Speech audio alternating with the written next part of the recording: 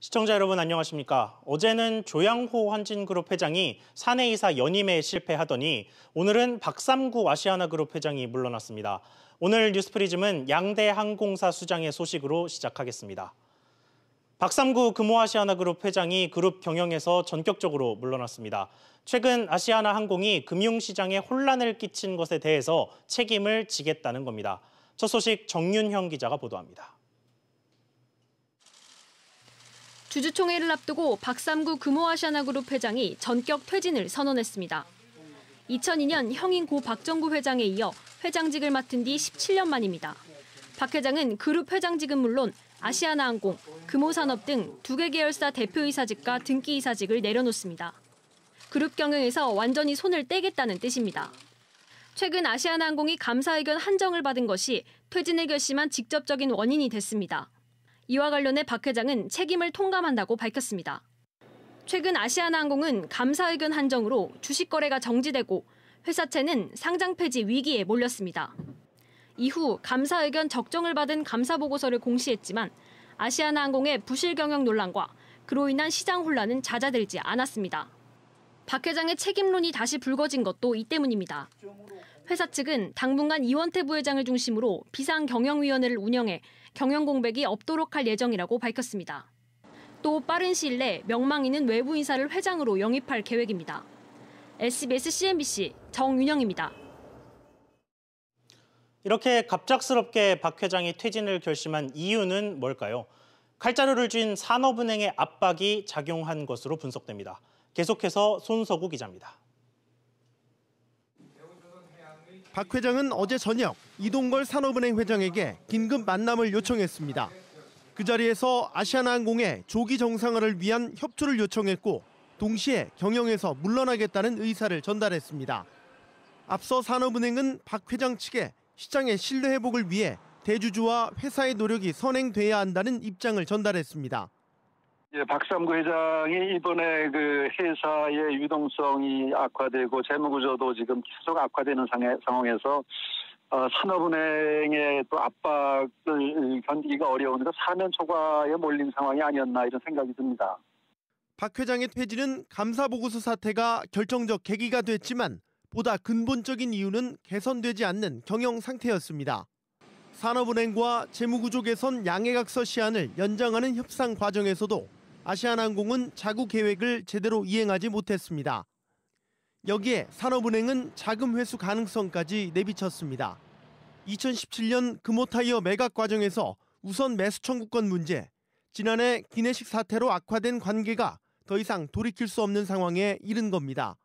결국 주채권은행인 산업은행이 박 회장의 경영 능력을 신뢰하지 않으면서 박 회장은 자진 사퇴를 택한 것으로 풀이됩니다.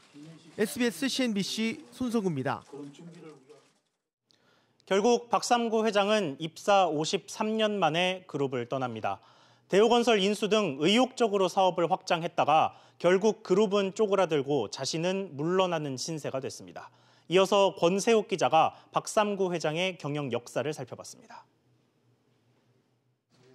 지난 2002년에 금호아시아나그룹 회장이 오른 박삼구 회장은 의욕적으로 인수합병에 나섰습니다. 2006년에 대우건설, 2008년에 대한통운을 손에 넣었습니다.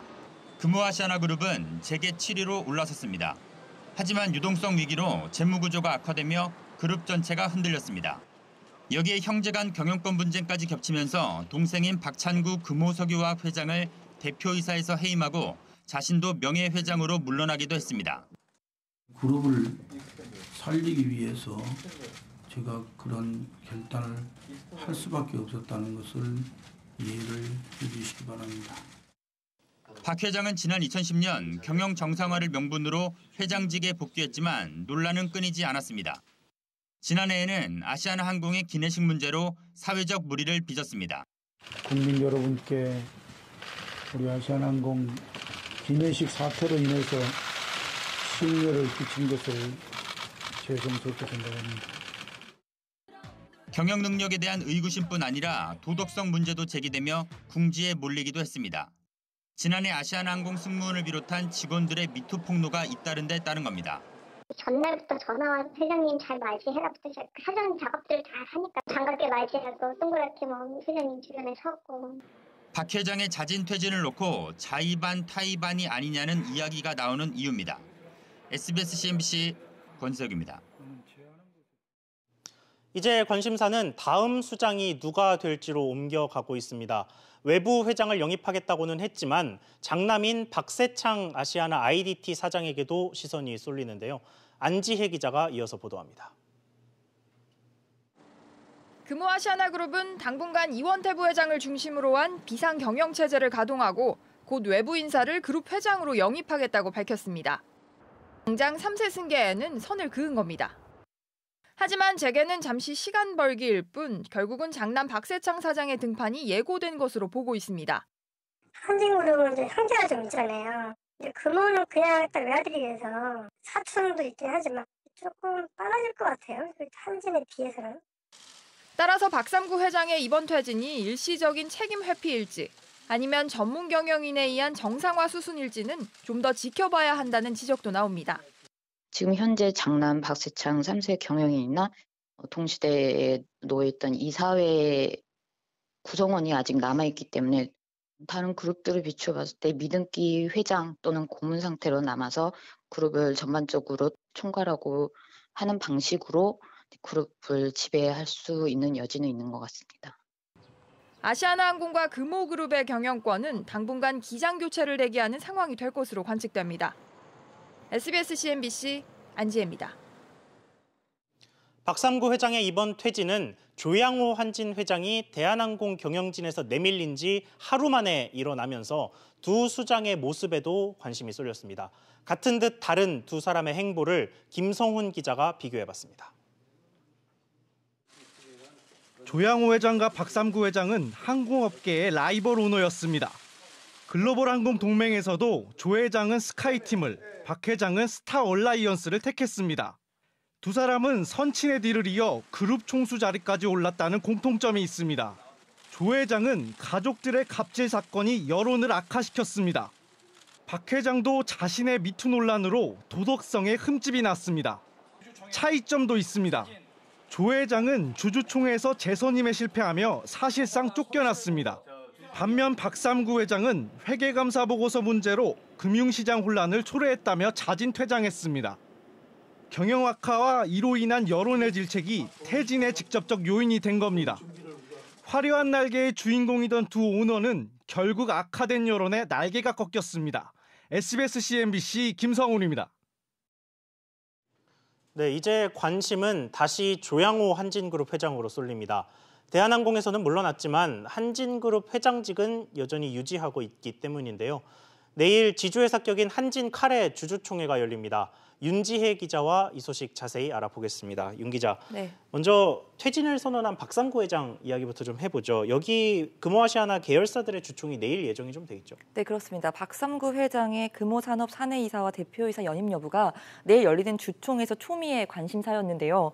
해당 안건은 모두 삭제가 돼서 다뤄지지 않을 예정입니다. 네. 박 회장이 오늘 그룹 회장직과 아시아나항공 그리고 금호산업 등 대표이사직과 이 등기이사직을 모두 내려놓기로 했기 때문에 내일은 다뤄지지 않는 그런 방침입니다.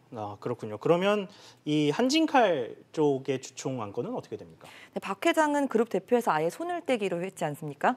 반면 조 회장은 아직 한진칼 대표이사직을 유지를 하고 있는 상황입니다. 예. 조 회장의 한진칼 대표이사 임기는 내년 3월이기 때문인데요. 이 때문에 임기 만료를 앞두고 있는 이 대한항공과 달리 이 한진칼에서는 연임안이 상정되지 않아 있는 상황입니다. 그렇군요. 그러면 뭐 양대 항공사에 가장 관심을 모았던 안건은 모두 올라오지 않게 된 셈인데 그렇다면 이 표대결이 예상되는 안건은 뭐가 있습니까? 네, 우선 석태수 대표의 연임안이 관심사입니다. 석 대표는 조양호 한진그룹 회장의 측근으로 알려져 있기 때문인데요. 예. 또 국민연금이 제안한 이사 자격 강화안도 관건입니다. 국민연금이 횡령과 배임 등의 혐의로 금고 이상의 형이 확정된 이사는 결혼으로 본다는 정관 변경안을 제출해서 내일 표대결이 예상되는 상황입니다. 이 안건이 통과되면 현재 그 횡령과 배임 혐의로 재판에 넘겨진 조 회장이 재판 결과에 따라서 이사 자격 박탈 등의 영향을 받을 수도 있기 때문입니다.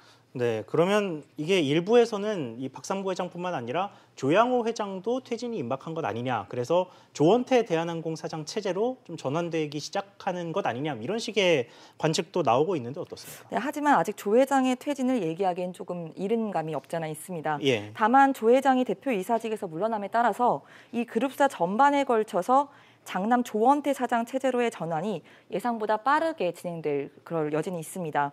이 대한항공은 기존 조 회장, 조 사장 그리고 우기용 부사장의 3인 각자 대표 체제였는데요.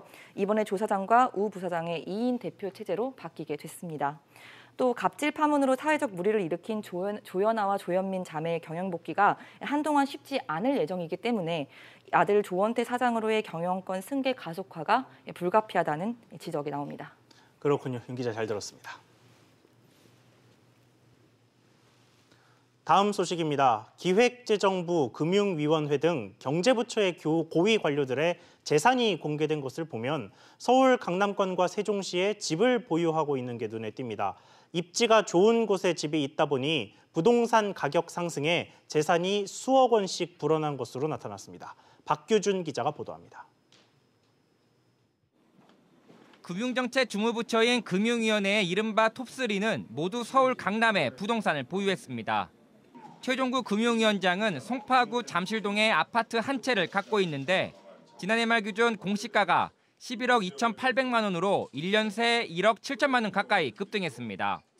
이 영향으로 최 위원장의 총 재산은 1년 새 2억 5천만 원이 불어난 17억 2,300만 원을 기록했습니다. 김용범 부위원장도 서초동 아파트가 1억 원 가까이 뛴 데다가 상속 자산까지 반영되면서 재산이 1년 새 9억 원 넘게 늘었습니다. 서열 3위인 손병두 금융위 사무처장도 공시가가 11억 원에 달하는 서초구 반포동 아파트를 보유하고 있습니다. 금융감독원 부원장 이상의 고위 임원들 절반도 강남에 부동산을 갖고 있습니다.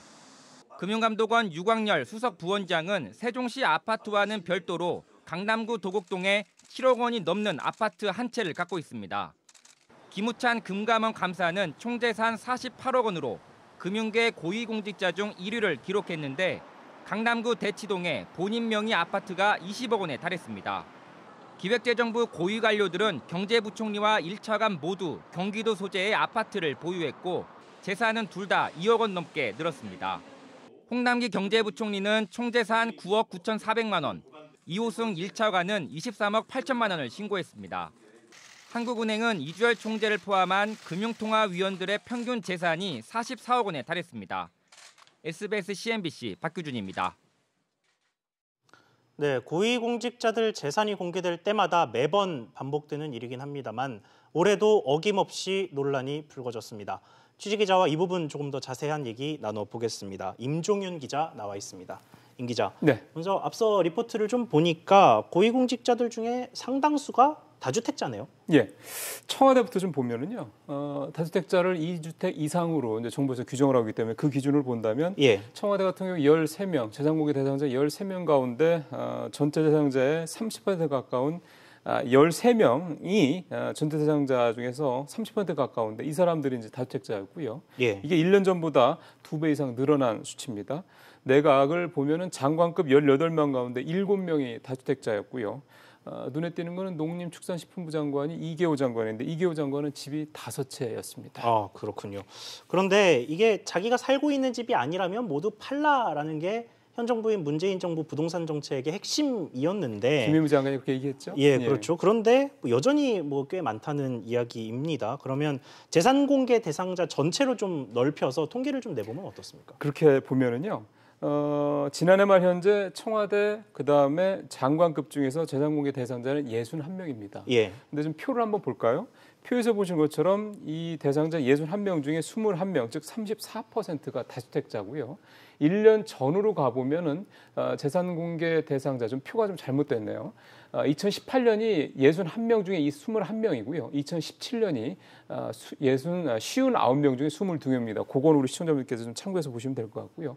결과적으로 2017년에는 37%가 다주택자인 반면에 2018년, 즉 작년에는 34%가 다주택자 있지 않습니다. 그러니까 한 명 줄었다는 얘기네요. 그렇죠. 수치가 3%포인트가 줄었으니까 일단 모양새로는 좀 줄긴 했는데요. 여전히 고위공직자 가운데 3분의 1 이상이 다주택자다. 이거는 좀 문제가 있다는 지적입니다. 잘 아시는 것처럼 현 정부는 다주택자에 대한 규제를 강화하는 방식을 통해서 부동산 시장 안정을 꾀하고 있지 않습니까? 예. 그럼에도 불구하고 공직자, 특히 고위공직자들의 상당수가 30% 이상이 다주택자라는 것은 정부의 부동산 정책에 힘이 좀 빠지는 그런 내용이 될 수밖에 없을 것 같습니다. 예, 아무래도 뭐 일반 소비자 같은 경우에는 뭐 몇 년, 10몇 년이 걸려도 내 집 마련 하나 하기가 힘든 상황인데 그렇죠. 이렇게 고위공직자들이 많은 주택을 소유하고 있다는 게 뭐 번번이 밝혀지면 예. 아무래도 여론의 도마에 오르는 경우가 많겠습니다. 실제로 뭐 이번 재산 공개 대상에 아직 포함은 안 되는데 최근에 이제 그 장관 후보자로 거론된 사람 중에 한 사람이 이제 대표적인 예가 됩니다. 바로 이제 최정호 국토교통부 장관 후보자인데요. 실제로 또 부동산 정책을 직접 다루는 부처 장관 후보자죠. 이번 인사청문회에서 3주택을 보유한 사실이 공개가 됐습니다. 당연히 여야 의원들은 질타를 했을 거고요. 예. 거기서 나온 얘기들을 좀 보면 최 후보자가 집을 줄이는 과정에서 자녀들에게 아파트를 증여하면서 절세를 했고 또 그 증여한 아파트에 사는 딸에게서 월세를 이제 주면서 살고 있는 이런 내용들이 이제 지적이 됐거든요. 지금 화면에 나오는 저건 사료겹지 못했다는 것에 대해서는 이라는 저 알듯 모르듯한 저 표현이 바로 최 후보자가 앞서 말씀드린 그런 어떤 꼼수 절세 의혹에 대해서 답변한 내용이 되겠습니다. 또 하나는 청와대 김의겸 대변인이 화제가 되고 있는데요. 이번 재산 공개에서 흑석동에 20억 원대 건물을 신고를 했습니다. 그래서 일각에서는 이게 혹시 재개발을 염두에 둔 투기성 투자가 아니냐 이렇게 의혹을 좀 제기를 하고 있는 상황입니다. 그렇군요. 그런데 이렇게 많은 재산이 공개됐는데도 이 부동산 재산들이 오히려 축소된 거다 뭐 이런 지적도 있어요. 그거는 지금 우리나라 이 부동산 공식적인 그 공개되는 가격이 실거래가가 아니라 공시지가로 이제 규정이 돼 있는 부분 때문이라고 볼 수가 있겠습니다. 사실 이 문제는 저희도 여러 번 다루던 내용이기도 하지 않습니까? 그러다 보니까 현재 아파트 같은 경우 이건 이제 국토교통부 자료니까 좀 더 공신력을 갖고 보시면 될 텐데요. 아파트 같은 공동주택은 현재 실거래가에 비해서 공시지가가 68%밖에 안 되고요. 단독주택이나 토지 같은 경우는 50%대 초반, 60%대 초반 정도밖에 안 됩니다. 결국은 이 기준을 적용을 한다면 이번에 그 장관 후보자들이 이번에 장관이나 이런 그 고용자들이 신고한 재산이 공시지가 기준이기 때문에 실제 이 사람들 실제 거래가 시세대로 한다 그러면 신고한 재산보다 적게는 30%, 많게는 50% 이상 더 재산이 많다 이렇게 봐도 무방하다 이런 얘기가 되는 건데요. 예. 그래서 재산 신고, 특히 고위공직자들의 재산 신고는 공시가로 하지 말고 실거래가로 해야 된다 이런 지적들이 나오고 있습니다. 그렇군요. 임 기자 잘 들었습니다. 네. 지난해부터 스님이나 목사 등 종교인도 소득이 있으면 세금을 내야 합니다. 퇴직금도 당연히 예외가 아닌데요. 그런데 국회가 종교인에 한해서 퇴직소득세를 완화하고 심지어 이미 낸 세금까지 돌려주도록 하는 법안을 처리했습니다. 장가희 기자가 보도합니다. 종교인도 퇴직할 땐 퇴직금을 받습니다. 현행 퇴직소득세는 퇴직할 때 받은 일시금에 원천 징수되는데 이르면 올해부터 종교인에 한해 퇴직소득세가 줄어들 전망입니다. 국회가 과세 근거가 없던 과거 소득에는 세금을 부과하지 않기로 했기 때문입니다. 이로 인해 종교인의 퇴직금은 종교인 과세를 시작한 지난해 1월 1일 이후 근무기간에 한해 세금이 매겨집니다. 예를 들어 A 목사가 지난해 말까지 10년간 근무하다 퇴직하고 퇴직금으로 10억 원을 받았다면 현행 10억 원이 과세 대상이지만 법안 시행 이후엔 1억 원으로 축소됩니다. 여기에 지난해 1월 이후 퇴직한 종교인의 퇴직소득세가 원천 징수됐다면 초과 납부한 세금을 환급받을 수도 있습니다. 특히 이런 차원의 고려가 아니고 종교인 과세를 이렇게 시작했으면은 그게 발생한 퇴직의 활동도 그걸로부터 계산해서 봐야 된다. 그러나 퇴직금에 대해 소득세가 일괄적으로 원천 징수되는 직장인들과 비교할 때 형평성에 문제가 있다는 지적입니다. 또 총선을 의식해 종교인 과세를 완화하는 게 아니냐는 의심의 목소리도 나옵니다. 같이 물려야 된다는 국민들 시각 때문에 들어온 건데 첫 발을 뗀 건데 총선 그런 종교인 표하고 많이 연계돼 있다 보는데 정치적 그런 선택을 한 그런 결정이 아닌가 싶습니다. 종교인 퇴직소득세 완화 법안이 내달 국회 본회의를 통과하면 이르면 연내 시행될 예정입니다. SBS CNBC 장가입니다. 서울시가 옛 뉴타운 지역인 재정비 촉진 지구 중 상업지역의 주거 비율을 대폭 높이겠다고 발표했습니다. 이를 통해서 공공주택 공급을 늘리겠다는 계획인데요. 취재기자 연결해서 알아봅니다. 황인표 기자, 주거 비율이 어떻게 달라지는 겁니까? 네, 서울시가 재정비 촉진지구 내에서 이루어지는 도시정비형 재개발 사업의 상업지역 주거 비율을 최대 90%까지 높여주기로 했습니다. 현재 이들 상업지역의 주거 비율은 50에서 70% 선인데요. 이 주거 비율이 90%까지 올라가면 상대적으로 수요가 많은 아파트 등이 그만큼 많이 들어설 수 있기 때문에 그동안 답보 상태였던 사업이 활기를 띨 가능성이 커집니다. 이처럼 규제를 풀어주는 대신에 서울시는 전체 면적의 10%는 반드시 공공주택을 짓도록 해서 청년과 신혼부부를 위한 임대주택으로 공급할 계획입니다. 이 서울시는 또 주거지역과 상업지역 사이에 있는 준주거지역의 용적률도 현행 400%에서 앞으로는 500%까지 높이기로 하면서 역시 늘어난 용적률의 절반 이상을 공공주택으로 공급하도록 의무화했습니다. 이 바뀐 기준은 서울시가 지난해 말 발표한 공공주택 8만 가구 추가 공급 계획의 후속 조치인데요. 내일부터 3년 동안 한시적으로 적용됩니다. 그러면 이번 규제 완화로 얼마나 많은 지역에서 새로 사업이 시작될 것으로 예상됩니까? 예, 현재 서울에서 진행 중인 도시정비형 재개발 사업 모두 이제 42곳에서 진행되고 있는데요. 서울시는 이번 규제 완화로 모두 15개 구역의 계획이 변경될 것으로 예상했습니다.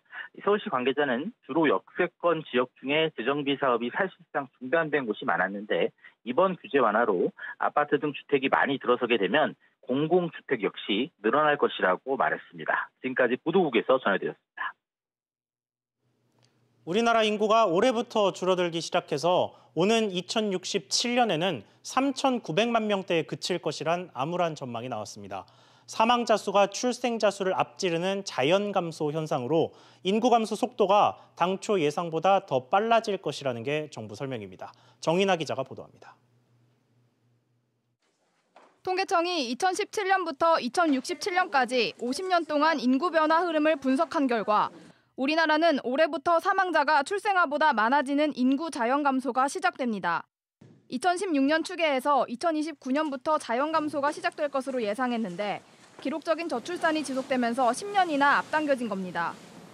외국인 거주자들을 포함한 우리나라 총 인구는 2028년 5,194만 명으로 정점을 찍은 뒤 이듬해부터 줄어 2067년에는 1982년 수준인 3,929만 명으로 4천만 명을 밑돌 것으로 예측됐습니다.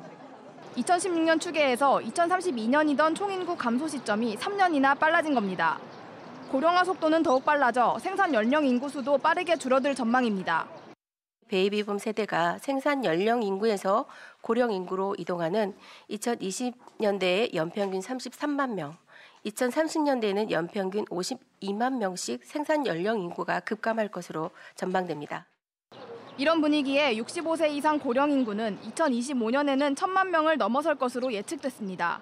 인구 구조가 나빠지게 되면 잠재 성장을 비롯한 경제의 성장에 저해 요인으로 작동할 수 있고요. 여기에 연금과 기금을 포함한 상황 역시 악화되면서 재정 건전성에 문제가 생길 가능성은 커지고 있기 때문에 이러한 부분에 대한 대응이 필요하다고 생각되고요. 장래인 구축에는 5년 주기로 작성돼 당초 2021년에 공표 예정이었으나 최근에 저출산이 심각한 문제로 대두되면서 통계청이 특별 추계를 작성해 발표했습니다. SBS CNBC 정인아입니다.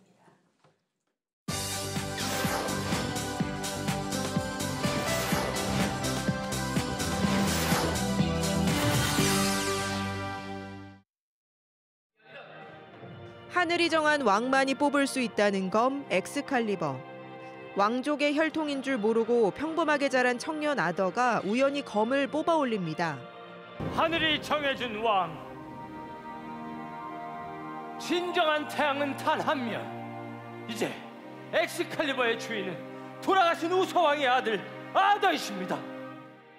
영국 소설 아더왕의 전설이 뮤지컬로 부활했습니다. 4년 전 프랑스에서 초연됐는데 국내 공연은 이번이 처음입니다.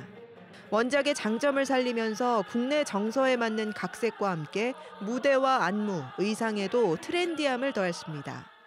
가슴 속에 울리는 내 영혼이 말하네 나의 그 길 어리석었던 나를 새로 태어나게 해 내가 갈 그 길. 아더 역은 장승조와 한지상, 고훈정 배우가 맡았고 간미연과 임정희, 니엘 등 가수 출신 배우들의 가창력도 돋보입니다. 철부지 청년에서 나중에 모든 것을 내려놓고 이제 진짜 왕이 된 아더, 그 모습의 변화의 폭을 다채롭게 보여주고자 뭔가 거기에 집중을 하지 않았나 싶습니다.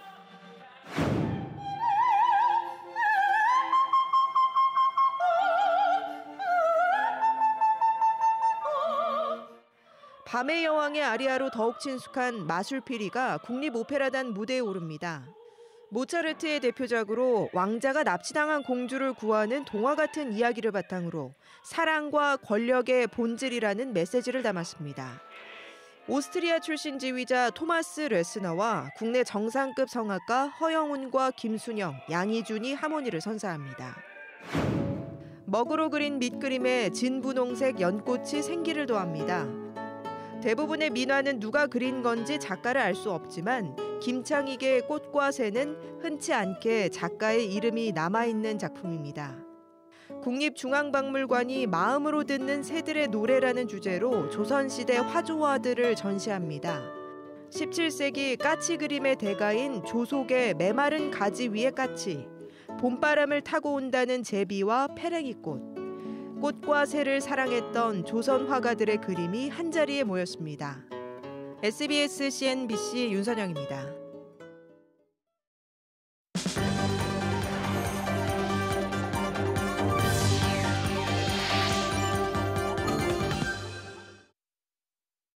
이번 주 서울 아파트값이 0.09% 떨어져 20주 연속 하락세를 이어갔습니다. 지역별로는 양천구가 0.25% 하락하면서 가장 크게 떨어졌고 강남 4구는 일부 단지에서 급매물이 소화되면서 마이너스 0.07%로 지난주보다 하락폭이 축소됐습니다. 경제사회노동위원회는 당초 이번 달 말까지 마무리할 계획이었던 국제노동기구 협약 비준 논의에 합의하지 못하자 논의 기한을 다음 달 초까지 연장하기로 했습니다. 경사노위 측은 한 EU FTA와 관련해 EU가 합의안을 요청한 기한이 다음 달 9일인 만큼 이 기간에 맞춰서 논의 기한을 연장했다고 설명했습니다.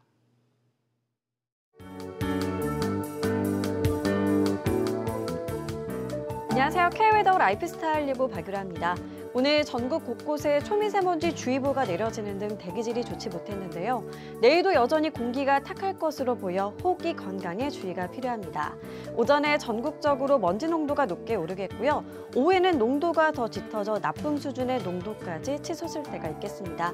반면 동풍의 영향을 받는 강원 영동은 보통 단계로 대기질이 양호하겠습니다. 한편 내일도 예년과 비슷하거나 높은 기온을 보이며 온화하겠습니다. 낮 동안 서울이 12도, 대구는 18도까지 오르겠는데요. 다만 그만큼 일교차가 크다는 점 유의하셔야겠습니다. 내일은 중국 산동반도 부근에서 남동진하는 고기압의 가장자리에 들겠습니다. 중북부 새벽 한때 흐린 날씨를 보이겠고요. 산발적인 빗방울이나 눈발이 날리는 곳이 있겠습니다. 그 밖의 지역은 구름 많겠습니다. 동해안 흐린 가운데 저녁부터 다시 비가 오겠습니다. 낮 기온 강릉 12도, 울진 17도가 되겠습니다. 남부지방의 하늘 구름 많겠고요. 곳곳으로 건조특보가 내려지는 등 대기가 무척 건조하겠습니다. 화재 사고에 유의하셔야겠습니다. 이번 주말 전국에 비나 눈 소식이 있고요. 강원도와 경북 북부는 일요일까지도 이어질 것으로 보입니다. 한편 비가 그친 뒤에는 기온이 다소 내려가면서 쌀쌀해질 전망입니다. 날씨 정보 전해드렸습니다. 어제와 오늘 이틀에 걸쳐서 양대 항공사 수장이 모두 물러났습니다. 하지만 직함만 내려놨을 뿐 여전히 수족들은 회사에 남아 있어서 의지만 있다면 충분히 경영에 참여할 수 있는 상황이라는 분석도 많습니다.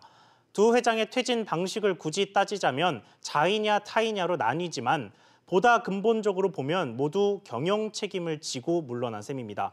이게 책임지는 척만 할지 정말 책임을 질지 이들의 행보에 여전히 관심이 가는 이유입니다. 오늘 준비한 소식 여기까지입니다. 시청해 주셔서 감사합니다.